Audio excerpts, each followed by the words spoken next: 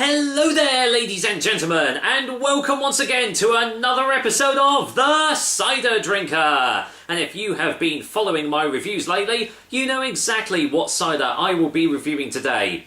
Last time I did the Turner Cider Company's medium dry cider, and due to popular demand, well, two people's decisions anyway, this time I am trying out their sweet cider. So we're gradually going up on the sweet scale.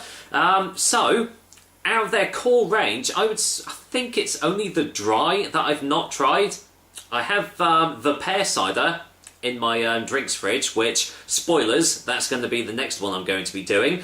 But yeah, I think the dry one is the last of their core range that I've not actually had the pleasure of trying. So yeah, as you can see, comes in 500ml bottles, as with all the other Turner ciders. And this one, like the medium dry, comes in at a quite high 7% ABV. Made with 100% Kentish apples, contains sulfites. Plain, simple, that's all you really need to know. Yeah, so I'm not going to waste any more time. I'm going to get this bottle cracked open. There we go.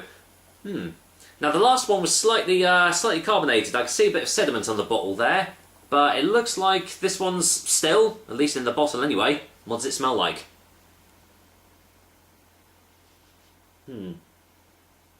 Well, it's all I can really smell at the moment are sulfites, to be fair. So I do find that actually it seems to be sweet ciders tend to have more smells of, like, they smell more of sulfites than anything else on the bottle. So obviously you can't really judge the smell on the bottle, so I'm going to get this poured in and just see if I can get any more smells. Hopefully I can. There we go, get the sediment in as well. I know some people don't like sediment, but hey, I do. I don't mind it at all.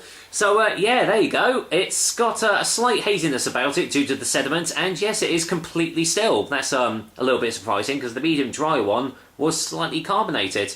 But yeah, same lovely yellow goldeny colour there on the glass there, looking absolutely lovely. So, do I get any more smells? Let's find out.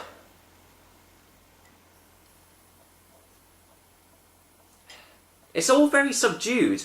There's actually quite a boozy nose about this. You can smell that it has that sort of 7% ABV smell to it. But aside from that, I'm actually really not getting much more of a nose at all. There's no real sweetness or anything, to be fair. So far this has been a bit of a mystery of a cider, so I'm hoping all of it is going to be in the taste. Let's find out. Cheers guys, and here's once again to the Turner Cider Company with their sweet offering. Cheers.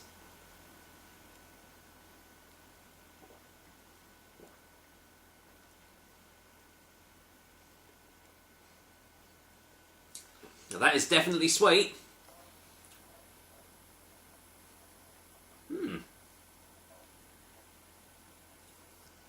Okay, gonna get a second opinion.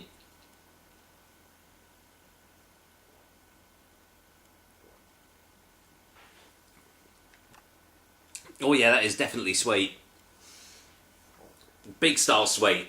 You can instantly tell the difference between this and the medium dry offering. Whereas obviously the medium dry offer a more well-rounded sort of taste to it, with a little bit of acidity, a little bit of sweetness and bitterness. This is definitely all about the sweetness in this cider. Really, it's got a chalky texture behind it. All that sediment that's in it is really giving it a nice chalky texture behind it, which gives a little hint of smoothness behind it as well, coupled with quite a full body. You really do feel like you really, taking in each sip. Every mouthful feels like sort of like an adventure, really. Getting for another one.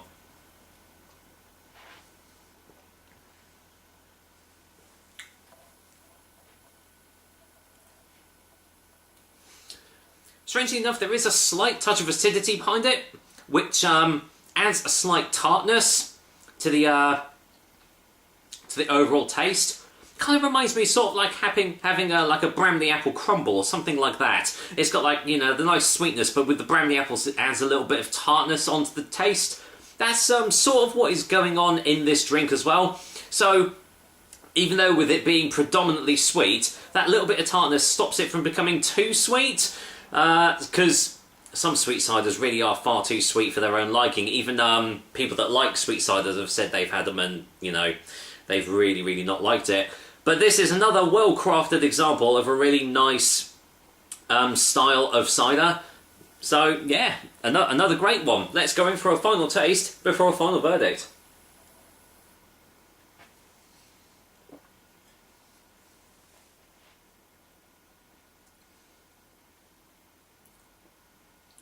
Yeah. Unlike the medium dry offering as well, this one does disguise its 7% ABV quite well, whereas in the medium dry you could really feel that you were drinking a 7% cider. This one does disguise it a little bit better. It was more on the nose than it was on the actual taste this time, but this is another really great example of another style of cider. So yeah, all the core ranges that I've tried so far have been absolutely fantastic. So I've now had their sweet, their medium, and their medium dry, and they've all been absolutely fantastic. The elderflower was great as well, and yeah, say the only one I've not tried is their dry offering. So yeah, another one that I really, I really can't. Well, I say I really can't fault. The only thing that that stops it from being like absolutely mind-blowingly fantastic is there isn't much of an aftertaste. You are obviously left with a little bit of sweetness on the aftertaste, but aside from that, not really much else from that. But that is a real nitpicky sort of it's not a compliment, is it? I don't know what I'm saying. Anyway, that's just a minor detail. You really shouldn't take that into account anyway. So for a final verdict, and well, like all the other Turner ciders, this sweet offering is getting an 8 out of 10. They are consistently doing great ciders, so I have got high hopes for their pear cider, and I hope that that it does just as well as their appley offerings. I'm sure it will, because from the looks of it, Turner Cider and the company and all the guys there, they really do know how to make really great ciders. With that said, that is another episode of the Cider Drinker for you guys. I hope you liked it, and as usual, I will be back with another delicious and tasty cider soon. Till then, the sun is out. Gonna make the most of it, because I don't think this is gonna last, so I might even take this one outside. Take care, guys. Till next time.